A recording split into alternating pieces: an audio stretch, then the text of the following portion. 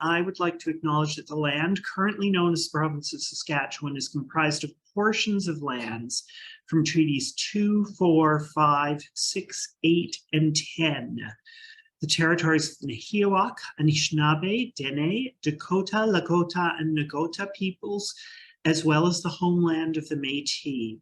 I'm speaking to you today from Treaty 4 territory. I'm in Regina, and as both a relative newcomer to Saskatchewan and as a guest on this land, I've learned to give treaty acknowledgements, but I like to give land and treaty acknowledgements.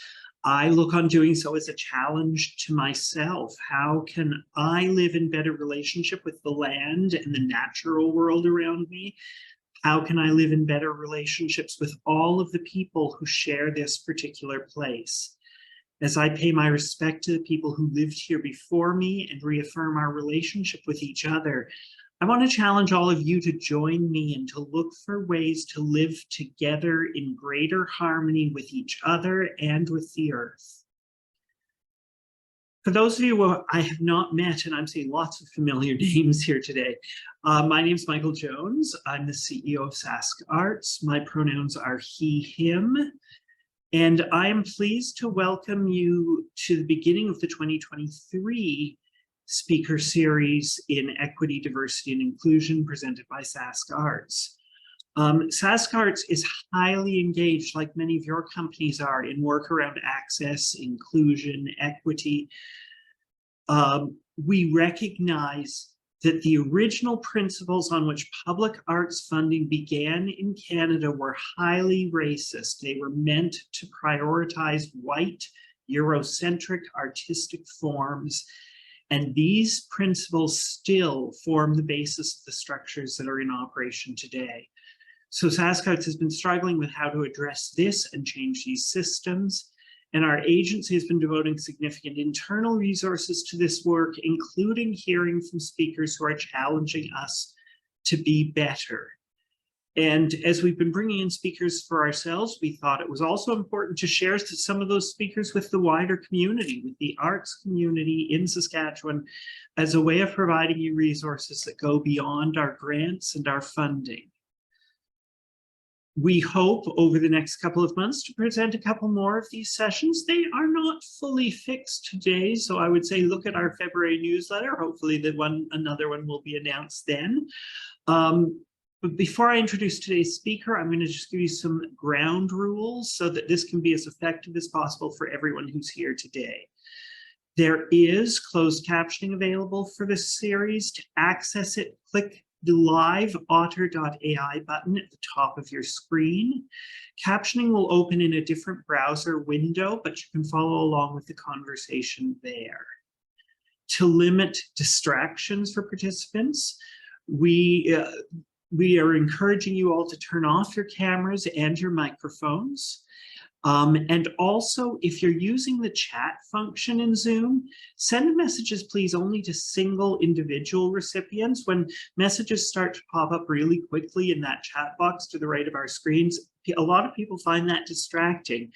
We are, however, choosing to let the chat be active so that you can ask questions of Ingrid if you wish to do so.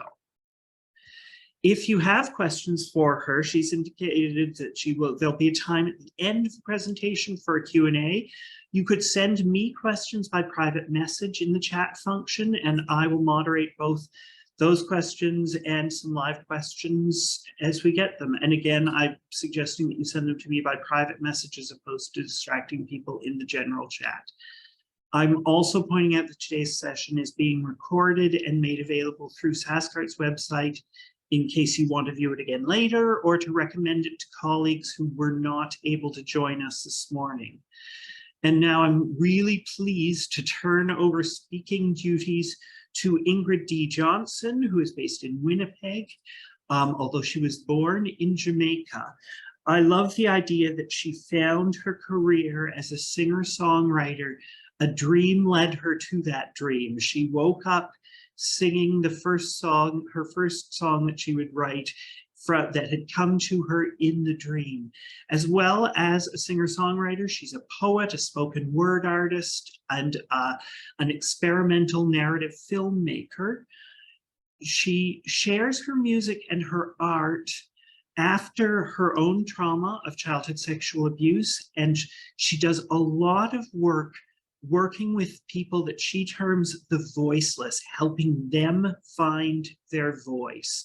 So new immigrants, youth in care. She works with communities like that to help them find their own voices, find their way of communicating.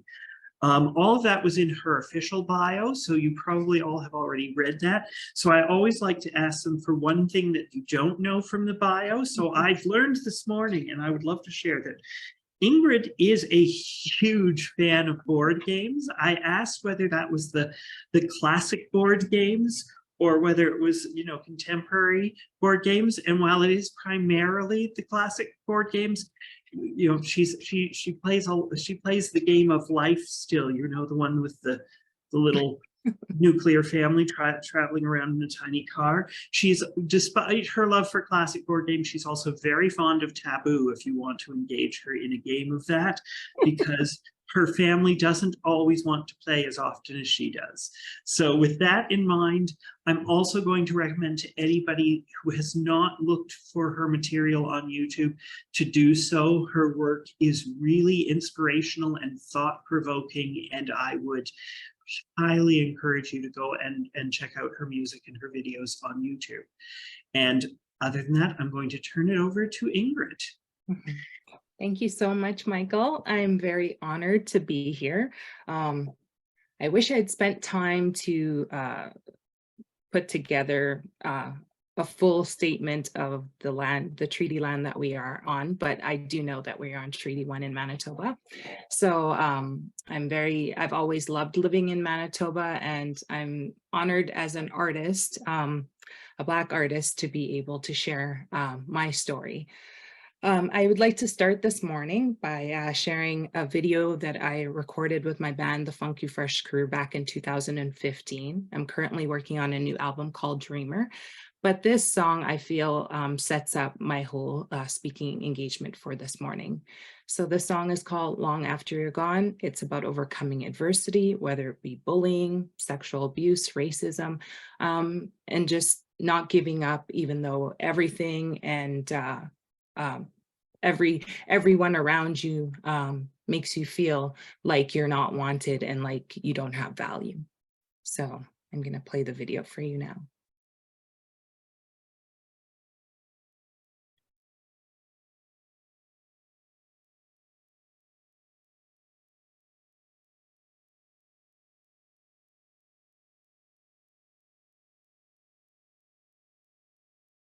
You can call me a bully, you can smear my name.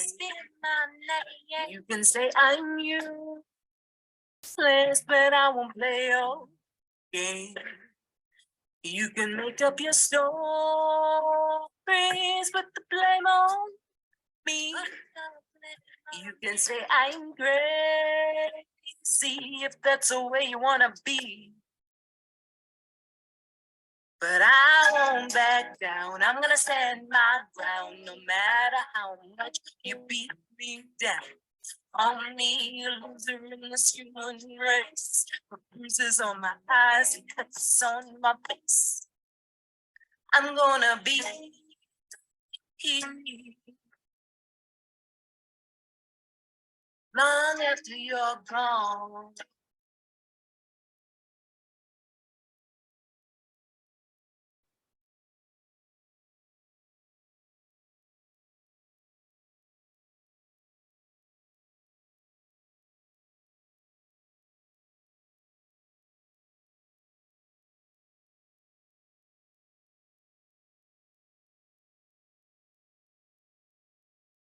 Bring up my failures, tell me no one cares. You can act like a giant, push me on your mistakes, threaten me with God. Please in my voice in the truth. Now that I'm given the choice, but I'll look back down. I'm gonna stand my ground, no matter how much you beat me down. Call me a loser in the small race. Pieces on my eyes, on my face.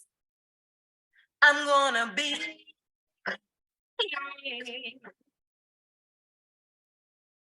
way after you're gone.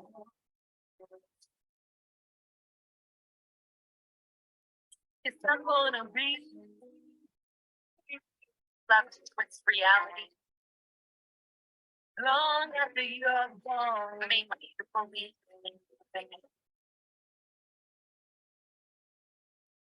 Rise up one day. And people will hear and listen. I mean, that was 9, and again at 12, 22, 31, and 38. You never change. You can steal my child to lock me up in shame. Tell my mom all that I know is you.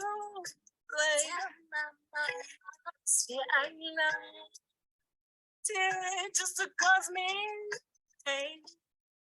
You can call me a lot, yeah, but that's your middle name. That's back down. I'm gonna stand my ground, no matter how much beat me down. On me, a loser in the small race. It's on my eyes, it comes on my face. I'll look back. I'm gonna stand my ground, no matter how much down. On me, a loser in the small race. It's on my eyes, it comes on my face.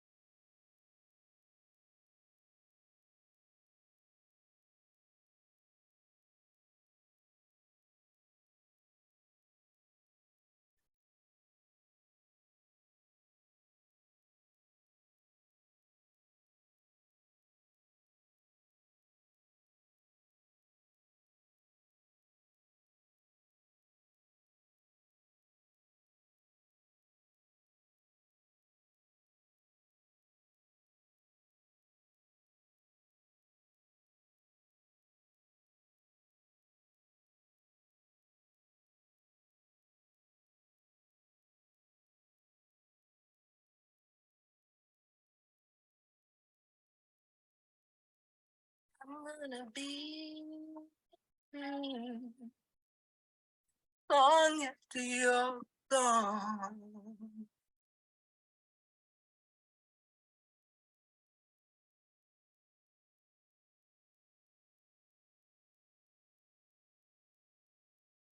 Oh, what happened? Oh, somehow. Oh, sorry, I thought I lost you guys for a second there. Okay, that was my song, Long After You're Gone. Be strong and courageous. Do not be afraid. Do not be discouraged. These are the words I heard echoing in my head back in the summer of 2015, 2021, and again in 2022. Racism is a lot like sexual abuse. It robs you of essential things and leaves you with trauma that forces you to keep quiet. But keeping quiet does not bring about positive social change. Being silent does not bring awareness to the impact of childhood sexual abuse or racism. It only leaves the person or people impacted by the abuse and discrimination suffering in silence, which creates anger and resentment within the people and communities harmed by its impact, robbing society of the tremendous potential those people have to offer the world. As a survivor of childhood sexual abuse, finding my Christian faith, breaking unhealthy coping habits, establishing healthy boundaries, and developing a strong voice as a Black woman in the world has been paramount to my healing and wholeness. While writing and now speaking about my lived experience of racism, racial bias, racist stereotypes, bullying, and microaggressions has been very cathartic for me mentally. Speaking about racism requires courage.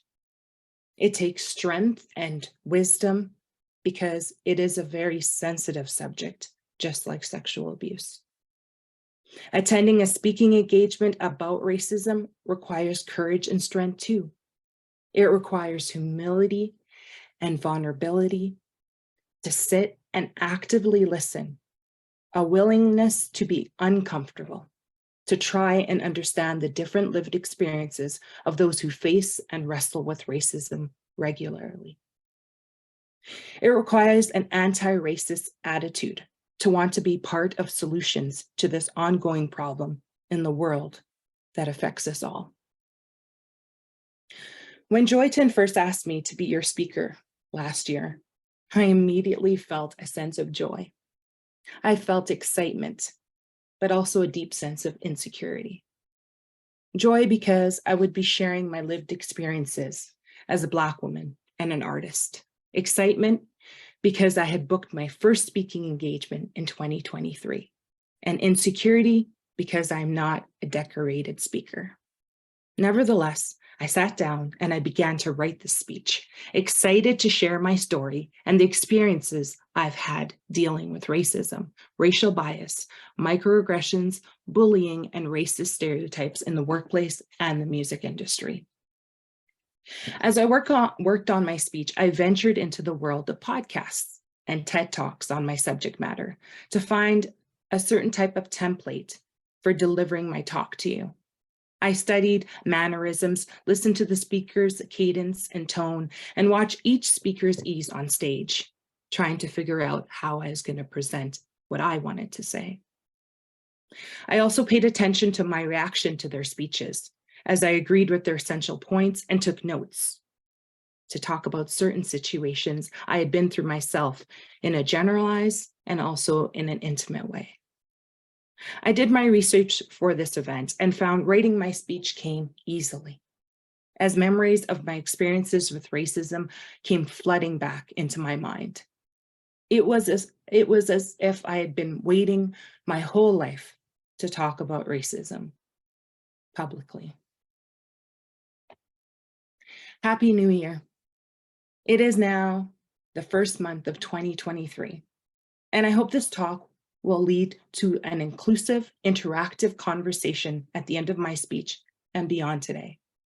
I hope my stories will remind you of your own stories and get you thinking about racism, its impact on minorities, systemic racism, equity, equality, diversity, and inclusion. As you think about all these things, I hope you will get inspired to create positive social change for marginalized people within your community by creating more safe spaces to report and speak up about racism and discrimination. I hope you'll reach out to more minorities and get their input on implementing more inclusive programs, projects, public events, and speaking engagements that help draw awareness. I hope you will research and learn more about systemic racism, anti-racism, racist stereotypes, unconscious racial biases, bullying, and microaggressions, and use what you learn to make life better for all of us.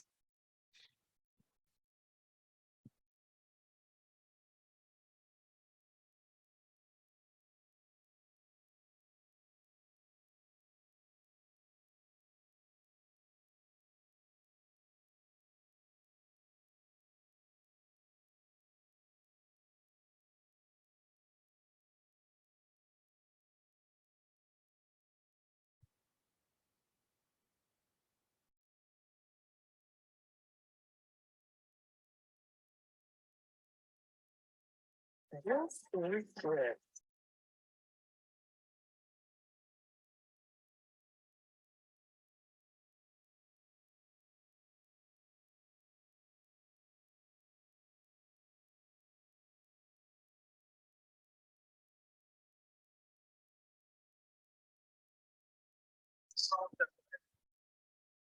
Fait-on un séjour bien agréable.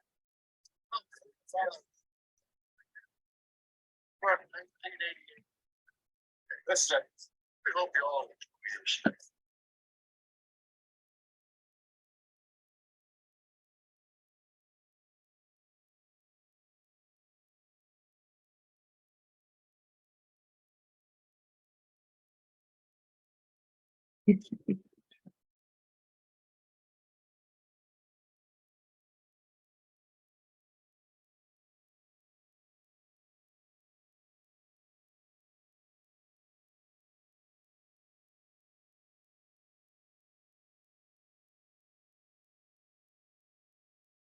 Make a mind. What you smoking? I'm not smoking. I'm breathing. What's the matter? You guys cold? Not so much the heat, it's the humidity that kill you.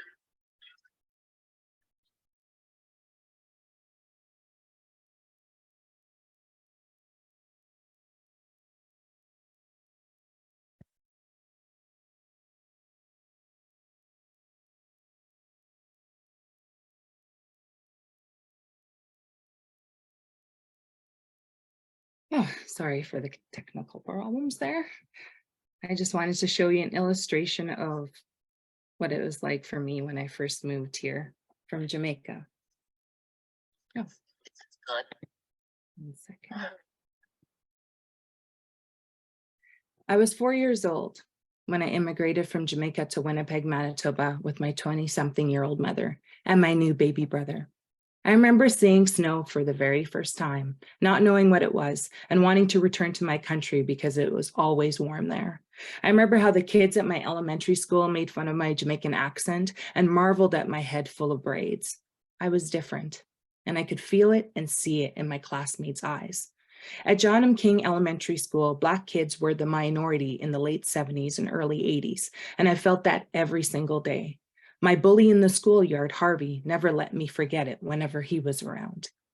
One cold Manitoba winter, I remember hiding in a janitor's closet at school to escape Harvey and the bitter cold outside during recess.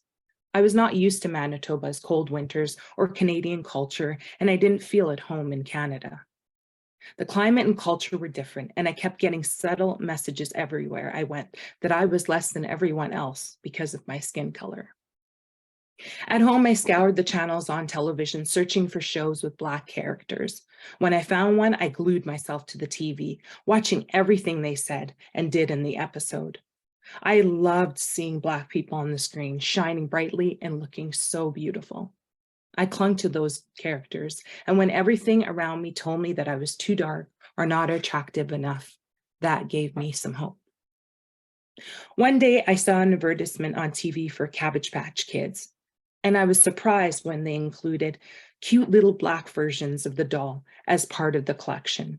I wanted one for Christmas so badly, so I started dropping hints to my mom. In the 1940s, American psychologist Kenneth and Mamie Clark designed and conducted a series of experiments as the doll test to study the psychological effects of segregation on African American children. In an interview on the award-winning PBS documentary for the civil rights movement, Eyes on the Prize, Dr. Kenneth Clark spoke about how he used dolls, 4 different dolls, identical except for color, to test children's racial perceptions. Their subjects, children between the ages of 3 to 7, were asked to identify the doll's race and which color doll they preferred. Most children preferred the white dolls and assigned positive characteristics to them. The Clarks concluded that prejudice, discrimination, and segregation created a feeling of inferiority among African American children and damaged their self-esteem. Back in 2014, a father of a 6-year-old girl noticed the store Target was selling a Black Barbie for twice the price of the same white Barbie. When confronted about the difference in pricing, Target blamed the price difference on a system error. The same situation also happened at Walmart. When I shared this information the other night with my mother, Her response surprised me. She said the black dolls cost more because they're more valuable. My mother's reasoning seemed somewhat plausible since black dolls are manufactured much less than white dolls, so they are more expensive to produce. As an artist focused on positive change, though, I focused more on equality, but being valuable was very important too. When trying to understand a person's experiences, according to senior editor Janice Gassman-Asar, or contributor Jasmine Gassman-Asar, when trying to understand a person's experiences intersectionally, intersectionality is essential in racism. Intersectionality, a term coined by scholar Kimberly Crenshaw, was initially defined as the unique forms of oppression that Black women face. Now the term has become more mainstream and is conceptualized as the experiences faced by those with intersecting identities. A newer term, misogynoir, coined by Moya Bailey, was developed to describe the specific hatred, dislike, distress, and prejudice directed specifically towards Black women. Not all people see racism the same. Not all Black people see or experience racism the same. Therefore, not all Black people within the Black community are anti-racist. In fact, due to issues like misogynoir and colorism, internalized discrimination against individuals within the Black community with a darker skin tone, severe emotional and psychological battles have caused divisions within the Black community. According to Wikipedia, colorism was a device used by European colonists to create division between enslaved Africans and further the idea that being as close to white as possible was the ideal image. When my great-grandmother was alive, I used to visit her all the time in Jamaica. One time I met a dark-skinned Jamaican guy on the beach who kept coming to my grandma's place to see me. He was a lot darker than my skin tone. One day, my great-grandma saw him coming over to talk to me and told me to watch out for him because he was just too dark. I was very surprised by her comment and respectfully responded by assuring her that I knew him and he was a very nice guy, so the shade of his skin did not matter to me. My grandmother was from another time, raised with internalized racism. I had a different upbringing in a different place, living with people from other places. Because of this, we did not think the same about our community's various shades of Blackness. Back to my desire for a Cabbage Patch Kid. When I was around 10 or 11 years old on Christmas Day, I tore through every present under the Christmas tree with my name on it, hoping one of them would be my beloved Cabbage Patch Kid. But every unwrapped gift seemed to hold disappointment until I got to my final present. These popular, soft, adorable little dolls with cute plastic faces, yarn or Barbie-like hair, baby shoes, and cute doll clothing were all the rage, and I wanted one so badly. I wanted one so badly with brown skin, dark brown eyes, brown yarn hair, and a dimple on the cheek for Christmas. I prayed that my mother got all my subtle and not so subtle hints to get me one. Slowly on Christmas Day, I peeled off the wrapper from the large square box in front of me, the perfect size box to hold a Black Cabbage Patch Kid with an adoption certificate. Inside the unwrapped box, my first and only Cabbage Patch doll, Gabrielle, sat with a dimple and a plastic smile on her face. She was beautiful, with dark brown yarn hair, brown eyes, and adoption papers. She was everything I hoped for, except for one thing. She was not a Black Cabbage Patch Kid. She was white, and I could barely hold back the disappointment in my eyes. All my dolls, except for my Michael Jackson doll, were white. My Cabbage Patch Kid was supposed to be different. For me, my mother had missed this opportunity. She had missed this opportunity to buy me a doll representing my chocolate-colored skin. It could have been an opportunity to affirm my beauty as a little Black girl with chocolate brown skin, instead of unconsciously reinforcing the narrative my impressionable young mind already had from the world around me about white dolls being better, more beautiful, and more popular than Black dolls. Exotic, an adjective originating in or a characteristic of a distant foreign country. Exotic birds, imported, introduced, unnaturalized, far away, foreign, strange, bizarre, weird, unconventional, unusual, plant, animal. When I was 19 years old, I was 110 pounds, 5'7.5 inches tall. After being told several times by several people that I should model, I decided to pursue that dream. It was the mid-90s, and beautiful 5'9" Black models like Naomi Campbell and Tyra Banks were called supermodels. They were in many fashion shows and graced Vogue magazines with beautiful clothing. Their presence made me believe Black women were beautiful, sophisticated, desirable, and powerful, and that I can make it in the world too. In 1996, at a modeling convention in Calgary, I met a tall 5'9" Caucasian aspiring female model. We became the best of friends after a rocky start. At the modeling convention, I walked away with interest from one scout at a modeling agency in New York. At the same time, my new white female friend walked away with several business cards from over 10 scouts.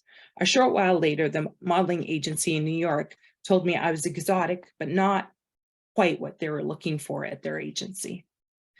I was deeply disappointed the first time I received that kind of feedback, but I kept pursuing my dream of being a professional Black model until a scout from a prominent modeling agency in New York showed some interest in me, but recommended me to another scout in their Los Angeles office who told me the very same thing. I was exotic and not suitable for them. When I decided to walk away from pursuing a modeling career at age 21, I understood that exotic meant strange, not the white beauty standard for a Black model under 5'9". I was too exotic and short to be a model in the fashion industry. There was no place for me on the runway or in the modeling world. It was heartbreaking, and reading about 5'7" petite white models like Kate Moss and Letitia Casta only confirmed my understanding of a white beauty standard in modeling. There was no equality or equity in the modeling world, just like there was no equality in producing Black dolls on toy store shelves. Petite Black models weren't the trend in the modeling or fashion world, so I found a new dream with a voice. Racism is a poison so deeply saturated into the fabric of our society that it keeps some people who benefit from its impact blind, deaf, and dumb to its symptoms. It requires honest individual introspection to change this. Anti-racism is the active effort to eliminate all forms of racism. Non-racism is not using one's race-based power to mistreat people based on their race or skin color, but doing very little to change the systems or environments that allow racism to persist. Anderson, 2020. Meet Julie. Julie is kind, funny, intelligent, pretty, hardworking, and down to earth. She avoids conflict at all costs and employs the skill of redirection and only when necessary, manipulation to solve her problems. Julie believes she's a good person because she does not oppress others who are different. She likes different people, food, and cultures, and even has some Black friends. Julie is a white, middle-aged woman. Her lived experience does not include incidents of racial discrimination, microaggressions, or patterns of systemic racism. Although she has had her share of struggles in life, Julie has had friends that are minorities who've experienced discrimination within specific systems that she has thrived in, which blinds her to incidents of racism her friends have mentioned to her time and time again. Therefore, when Julie's Black friends try to share their incidents of racism, microaggressions, or racial bias, Julie comments on how the racism she witnessed happening to someone else made her feel, or completely switches the subject to another topic. Julie is uncomfortable hearing about and talking about racism, so she does not actively listen to her friends' experiences to understand how racism has deeply affected her friends. And although Julie is a caring, loving person who does her best to make everyone feel comfortable in her presence, Julie's unconscious bias stops her from being a powerful ally to her marginalized friends. How many of you know a person like Julie? How do we reach individuals, employers, associations, unions, industry leaders, supervisors, coworkers, workplaces, and family members like Julie, people and environments stuck in denial about racism and blind to their own biases? Racial microaggressions are brief and commonplace statements or actions that can be intentional or unintentional. They communicate slights and insults and can have a harmful or unpleasant impact on the person experiencing them. MTV News definition. Growing up as a Jamaican Canadian was a very challenging time for me. It meant trying to fit in with people intrigued by my Jamaican culture, but also filled with biases based on stereotypes about Black people that they saw on TV. It meant dealing with talking about my hair, whether it was real or not, with white women insensitive to how much that might make me feel less beautiful in public. In high school, I always felt like I had to be two people, the real me and the universal Black woman. That meant dressing like a banger in high school with tight jeans and listening to rock and heavy metal music in the late 80s to fit in with my white friends, and a Black woman with a passion for rap, jazz, R&B, gospel around my Black friends. It meant ignoring racist jokes, ugly stereotypes, microaggressions, and trying not to explode when a white person or someone from another minority called me the N-word in an argument. It meant getting used to being the Black kid with very few safe spaces to celebrate being Black or even talk about the impact of racism and sexual abuse on my development. The first time I remember being called the N-word in Winnipeg, I was around 10 years old. I was walking to school with my friend Michael, a white boy my age with sandy blonde hair and beautiful blue eyes, when a blonde white girl from school named Amy yelled, "What are you doing with that N-word?" I remember how Michael responded. He told her I wasn't an N-word. I was his friend. That memory stuck with me growing up, mainly because it taught me two things. Real friends stand up for their friends going through racism.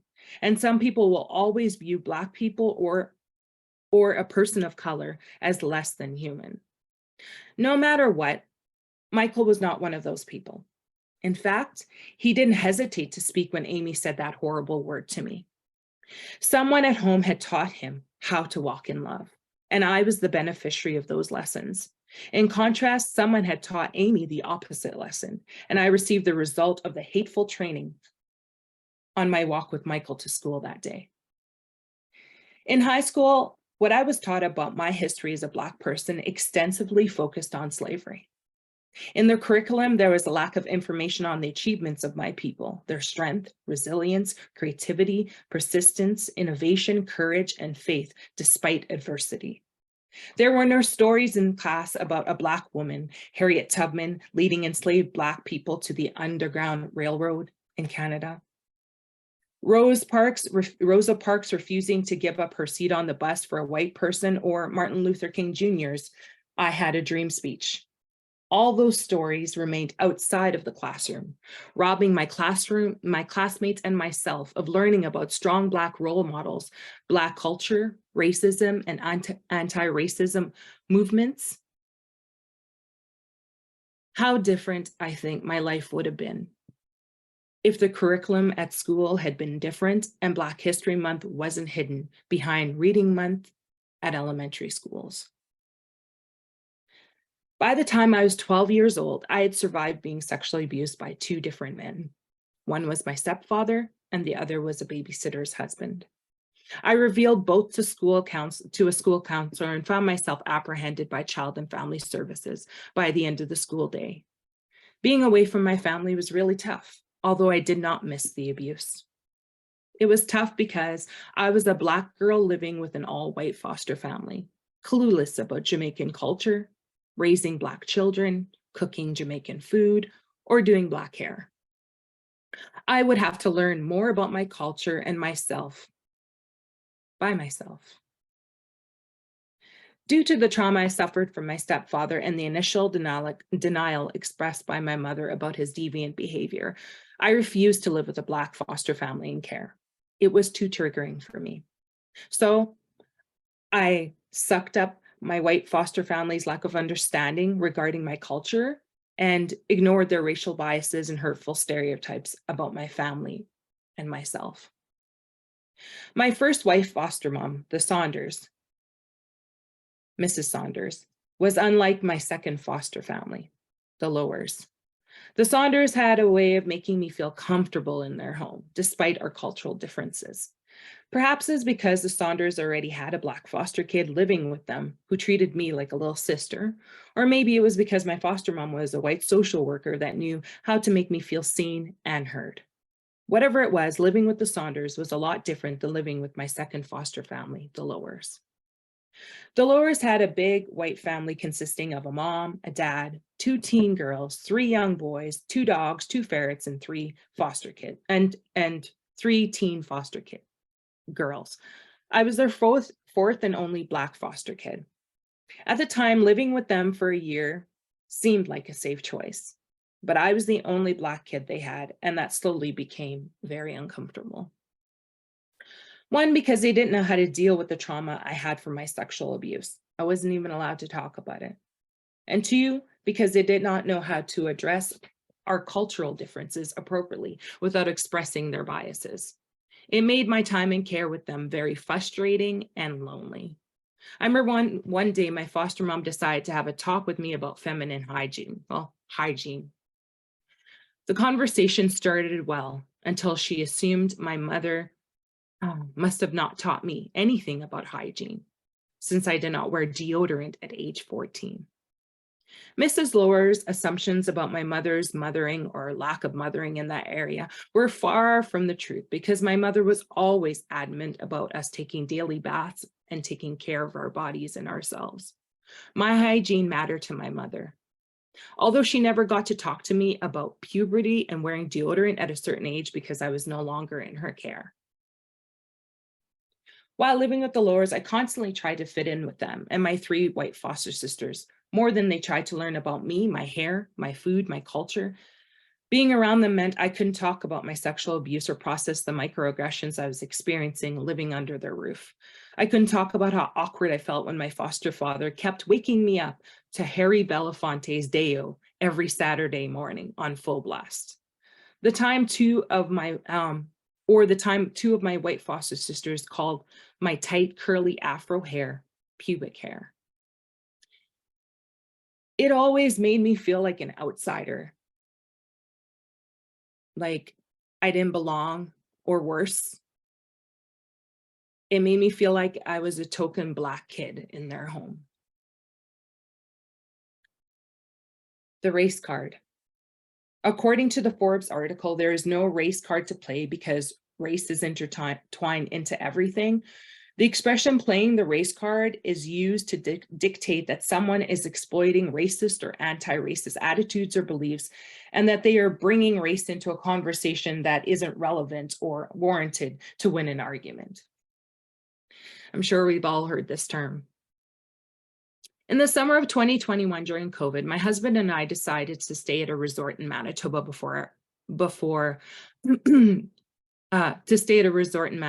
before our trip, we booked 2 massages at the resort where we were staying, and off we went. On the day of our appointment, I met my masseuse, got undressed, and slipped under the sheets onto a warm massage table. The massage began as it always begins. She asked me if the table was warm enough, what type of pressure I wanted, and if there were any problem areas I needed her to focus on. I answered without hesitation, closed my eyes to enjoy this part of the trip I had waited all week for, because I love massages. And 2 seconds into the massage, I could feel something right away was different, which puzzled me. It was awkward, and I didn't know how to process the reason for her odd behavior. My masseuse was wearing plastic gloves, which made it nearly impossible to enjoy the massage or feel any type of pressure. After the massage was over and my husband and I returned to our room, I asked him about his experience and found out that his masseuse had not used plastic gloves like mine had. A week later, back home, I went over the experience again and again in my head and decided to write the manager at the spa about my experience. In the letter, I began with positive things. I told them how I really enjoyed the hotel, how the food there was wonderful. And then I mentioned my massage and how different it was from my husband's experience.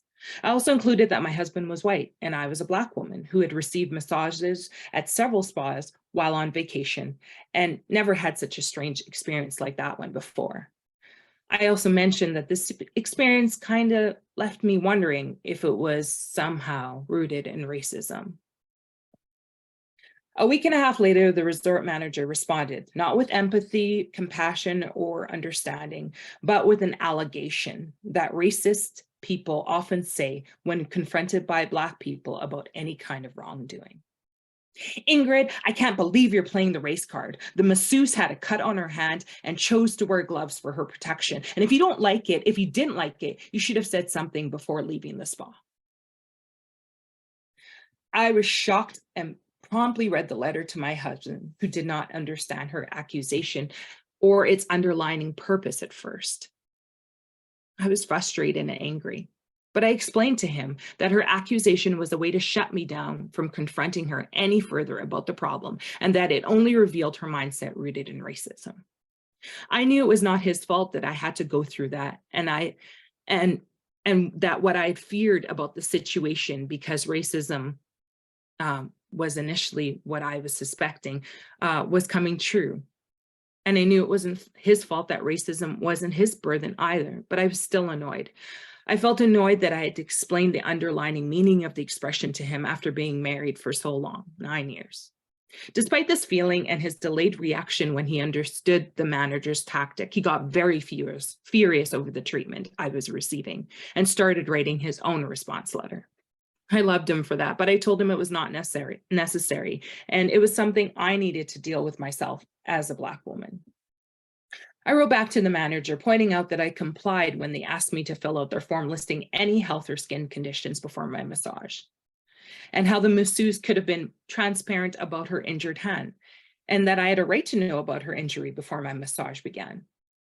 To make a long story short, the manager did not apologize or show any remorse at all for her first letter or the situation that prompted it. Therefore, I ended our correspondence by reminding her that I was a paying customer who deserved the same service my husband received without discrimination. A week later, she sent me a $100 gift certificate to the resort, and I immediately mailed it back to the establishment's owner, stating I would not be returning to their establishment. The owner responded a week later with empathy, apologized for the manager's bad behavior, and spoke about a vague consequence for that manager. In the letter, the owner also offered me an invitation to return as their guest for a better experience next time. But I responded with a polite, no thank you, a week later. Racism had already soured my experience, and confronting it had wiped me out. In May 2020, I watched the video of George Floyd's murder and struggled to process what I had heard and seen amid our global pandemic. The public service campaigns about us being all in this together seemed to ring hollow, most condescendingly. The rest of the year, I thought about my father, whom I had just found before the pandemic through Ancestry DNA in 2019. And my family living in the States. I thought about Breonna Taylor, Sandra Bland, and the police. I thought about how racism is more subtle in Canada, so people pretend racism does not really exist up here. I thought about how racism includes denying equity, diversity, and inclusion, similar to how denial of the impact of childhood sexual abuse includes denying one the possibility of true healing and wholeness from the trauma itself. In 2022, I thought about how the denial of racism has harmed me mentally, emotionally, and financially at jobs. I thought about how racial bias made me a target for discrimination, bullying, and retaliation by several white supervisors I used to report to in the past. And I also thought about how large organizations' public commitment to anti-racism can quickly become a lie when discrimination occurs several times and gets reported by a minority, and that large organization abuses their power to keep that person from holding that employer accountable for the harm. Canada, like the United States and places worldwide, has a big problem with racism. It is evident Unfortunately, when Prime Minister Trudeau's blackface photos surface on the internet from the past, Quebec's Human Rights Commission drives out its first Black female president, and a class action suit is taken to the United Nations against the Canadian federal government for anti-Black racism.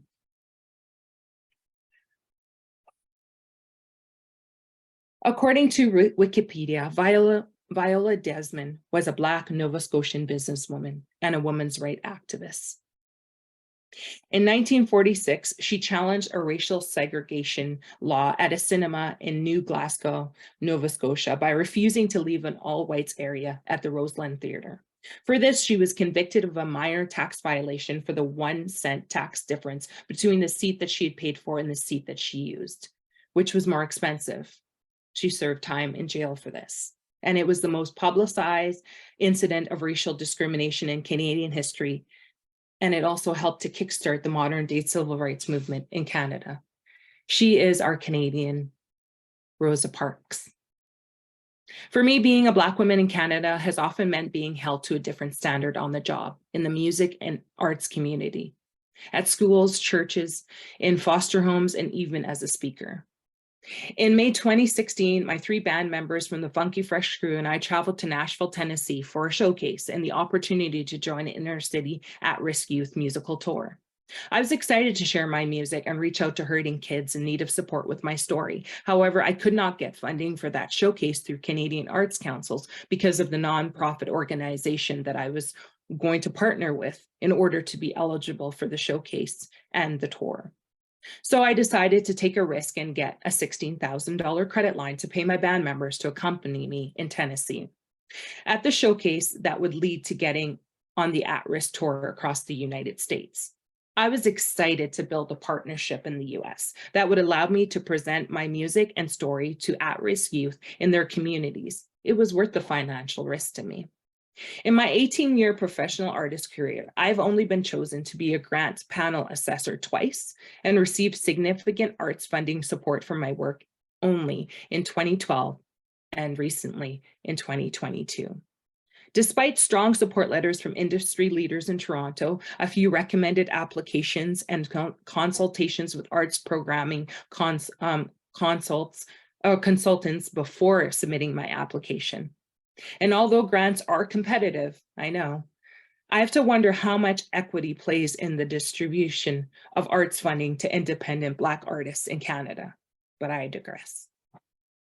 The youth tour would begin reaching out to Black youths living in low-income housing in Tennessee who had been through different forms of trauma. And the showcase I was trying to be a part of was supposed to determine if I was suitable for that summer tour.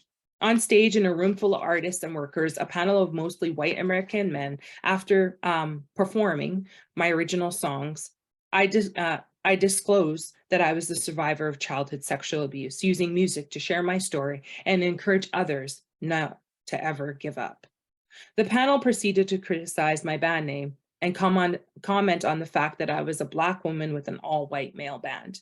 They questioned my musical sound and condemned me for wearing a dark blue waist-length sweater on stage that I didn't know was see-through under the stage lights. I was humiliated and stood there frozen in horror. I quickly left the room and the building for the event. Their negativity destroyed me. Later on, the event coordinator apologized for the panel's behavior and spent the rest of the weekend verbally making amends. But when they offered me a spot on their tour with my band, I was already destroyed by everything they said and their fake apologies. So I decided to turn it down. I left Nashville that weekend with 0 returns on my investment. I do not doubt that what happened to me that day was a mixture of racism and gender discrimination. Those men sexualized me as a Black woman on the stage over a long sleeve, waist-length, dark blue sweater that I had no idea would become see-through under bright stage lights. My 3 white male band members were silent on stage, except when asked by one male panelist if they cared about changing the band name, my band name that I had chosen, to just my name, Ingrid D. Johnson. They said no quietly. Everyone on the panel and in the audience clapped over the change they made for me. I was shocked at the blatant disrespect, but I remained silent and still despite my anger. They thought they were helping me, but they were actually bullying me. killing my spirit and silencing my voice that I had worked really hard to find. I was humiliated in front of my band members and a room full of artists agreeing with the panel's bullying behavior.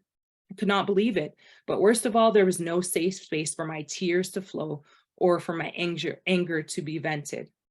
So I did my best to keep all my feelings at bay. There have been many times on my creative healing musical journey, people tried to silence my voice by sexualizing me, trying to cheat me, label me, ignore me, verbally abuse me. And every time I stood up against those forms of treatment, I was labeled a bully, a liar, a thief, greedy, immature, a dominatrix, unstable, controlling, and challenging. In each situation, people judge me harshly for my passionate expression, my passionate form of expression, which is a straightforward communication style. As a Black woman, I'm not allowed to get angry. I do not have the right to respectfully and boldly express myself in disagreements with others in a passionate tone without being interrogated or reprimanded afterwards for doing so. However, I find white supervisors from previous places of employment can swear like a sailor while training me at work.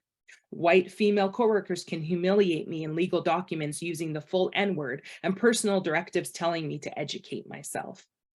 Suppose I am locked in a bathroom by a male coworker, angry with me over a difference of opinion, and I am traumatized by a reminder of being sexually abused in the same type of space as a child, as a Black woman. In that case, I would always be at fault for raising my voice during my forcible confinement. I'm not allowed to be triggered by the trauma in my life. I'm scolded and told not to get agitated when I get upset, like my emotions are dangerous and I should never be allowed to express them. I'm auto-corrected when I get upset, villainized when I speak up, rarely believed even when I present facts, and often punished when I blow the whistle on broken systems, negligent coworkers, workplace bullying, or incidents of theft. It is exhausting. But I'm still grateful to be here today to remind you of the importance of embracing equity for those who have not been treated equally from the start. Racism is an everybody problem because it is hate fully suited up, making its way into everything until it seems normal. I believe love is the solution, and love is a verb that requires action. Love requires us to be honest about our biases and aware of how they might impact others around us. It requires us to listen to each other patiently. That means actively listening to family, friends, coworkers, neighbors, and stories like mine and others to learn about racism and how you can be anti-racist.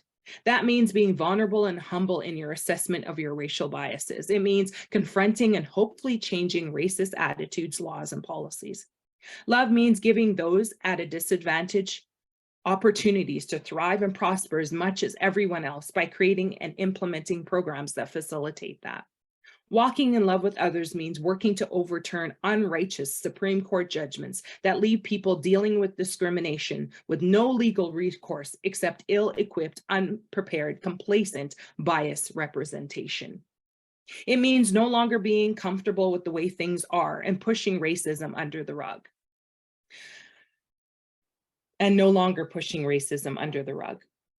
Love means caring about people different from yourself and helping them to succeed by using your voice and also making space for them to use theirs. It means accepting that we are all equal, full of potential, and created to thrive together, no matter what we look like on the outside, because we all belong to one race, the human race. When we all see each other through the eyes of love, racism cannot persist. Fear cannot rule us. It cannot poison our hearts and minds or saturate our systems because love embraces equity, diversity, and inclusion. And when we walk in love with one another, our differences do not tear us apart. No, they don't. They make us more powerful, beautiful, empathetic, innovative, creative, making life so much better for everyone on this planet, for everyone who lives here and calls this place home. Thank you very much. Thank you so much, Ingrid. That was incredibly powerful. We are scheduled to end at 11, but with your permission, I'm going to keep you for a few minutes and see if there are questions from the panel. We certainly understand if anyone has to leave us to continue on with your day, but thank you so much for that. My pleasure. couple Sorry, of it went a little longer. questions. Right. No, I think it was important, I think, to hear you, to hear your experiences and to try to understand that more. And I say that for me as a cisgendered white man, and how important it is for me to hear and feel the first person stories. So thank you so much for sharing and being as vulnerable as you have been. Thank you for allowing me the space and the time. I really appreciate it. I do have a question that's arrived already. Someone says, since you began your career in the music industry, have you seen positive changes in ways that people are addressing racism, addressing sexism? Or is it like it was, or is it even worse than it was when you started? That's a good question. I would say I noticed that there was more opportunities for funding. I remember speaking about only receiving 2 large grants over the 18 years that I've applied and really actively tried to get funding and get help to make sure my applications were strong, because I knew it was competitive.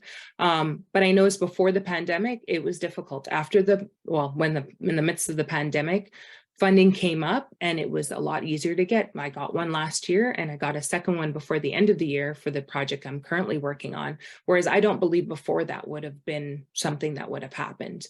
In regards to sexism, I've noticed that's been better.